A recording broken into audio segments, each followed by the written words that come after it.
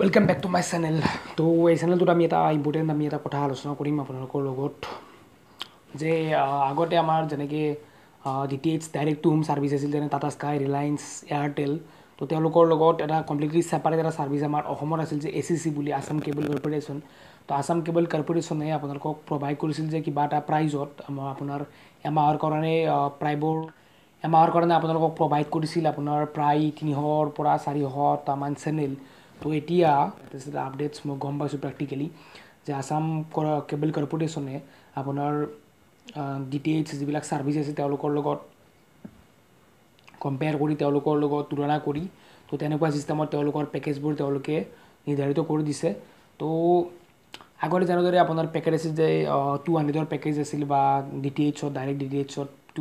200ৰ package আছিল 300 আছিল 400 আছিল তো তেনেকুৱা চিষ্টেমত কিছুমান পেকেজ তেওঁলোকে নিৰ্ধাৰিত কৰিছে কেবুলে তো কেবল ছাৰ্ভিচে তো আমাৰ অসমত যি কেবল কৰ্পোৰেশ্যন আছে তো তেওঁলোকে এইটো নিৰ্ধাৰিত কৰিছে যে 200 টকাত আপুনি এইকেইটা চেনেল আপুনি চাব পাৰিব বা 250 আপুনি এইকেইটা চেনেল চাব পাৰিব বা 400ত আপুনি এইকেইটা চেনেল চাব পাৰিব তো টাটা স্কাই বা এয়াৰটেল বা ৰিলায়েন্সৰ দৰে যেনেকুৱা কৰি পেক ডিভিজন আছে পেকেজ আছে তো সেনেকুৱা ধৰণৰ নিৰ্ধাৰিত এখন চাৰ্ট বনাই তেওঁলোকে কাষ্টমাৰক তেনেকুৱা চিষ্টেমত পেকবোৰ ডিষ্ট্ৰিবিউট কৰাই আছে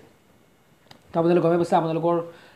কেবল কাৰোবাৰ যদি ঘৰত আছে আপোনালোকে গমে পাইছে কেবল ছেট টপ বক্সটো আপোনাৰ ডিএক্টিভ দেখাইছে ডিএক্টিভ কৰাৰ পিছত আপোনালোকে তাতে স্ক্ৰীনত দেখুৱাই দিছে যে কণ্টেক্ট কেবল অপাৰেটৰ যেতিয়া আপুনি কণ্টেক্ট কৰিব তেতিয়া কেবল অপাৰেটৰৰ পৰা কেবলৰ ৰিপ্ৰেজেণ্টেটিভ এজন আহি আপোনাক কথাখিনি বুজাই দিব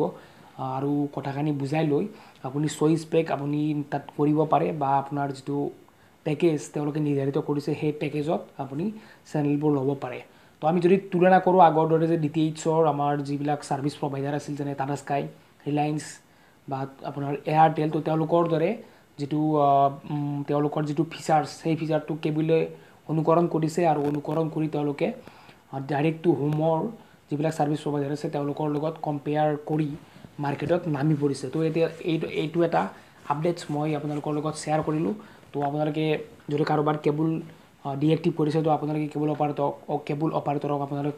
কল কৰি তেওঁলোকে আপোনালোকৰ ঘৰত আহি আপোনালোকৰ চইচ পেক বা তেওঁলোকৰ চাৰ্ট আপোনাক ওলাই দি তাৰ পৰা আপোনালোকে চিলেক্ট কৰিব পাৰে যিটো মই কেইদিনমান আগত নিজে মই কৰিছোঁ তো আজি ভিডিঅ' এইটো ইনফৰমেশ্যন আছিল এটা ইম্পৰ্টেণ্ট ইনফৰমেশ্যন তো এইটো ভিডিঅ'ত আমি ইমানতে সমাপ্ত কৰিম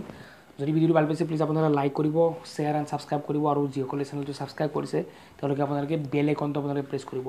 তো থেংকছ ফৰ ৱাচিং বাই বাই